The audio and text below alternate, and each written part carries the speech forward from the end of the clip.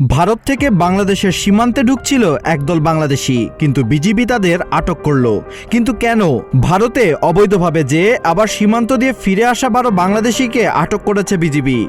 একই সময় তাদের নিতে আসা 3টি হায়েস মাইক্রোবাস জব্দ ও 3 চালককেও আটক করা হয়। বিজিবি জানিয়েছে, আটক ব্যক্তিরা রাজশাহীর গোদাগাড়ি এলাকার বাসিন্দা। তারা প্রায় 1 বছর আগে অবৈধভাবে ভারতে গিয়ে শ্রমিকের কাজ করছিলেন। সম্প্রতি ভারতীয় পুলিশের তৎপরতা বেড়ে যাওয়ায় দালালের মাধ্যমে শুক্রবার ভোর 4টার দিকে 30 জন বাংলাদেশি সীমান্ত দিয়ে দেশে প্রবেশ করেন। গোপন সংবাদের ভিত্তিতে বিজিবির পৃথক টহল দল 12 জনকে আটক করে। বাকিরা পাহাড়ের বিভিন্ন অংশে পালিয়ে যায়।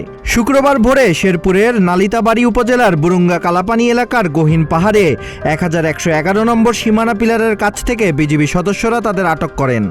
তাদের বিরুদ্ধে পাসপোর্ট আইনে মামলা করে নালিতাবাড়ি থানায় হস্তান্তর করা হবে। বিষয়টি নিশ্চিত করেছেন হলদিগ্রাম বিজিবি ক্যাম্প কমান্ডার নায়েক সুবেদার নুরুল ইসলাম।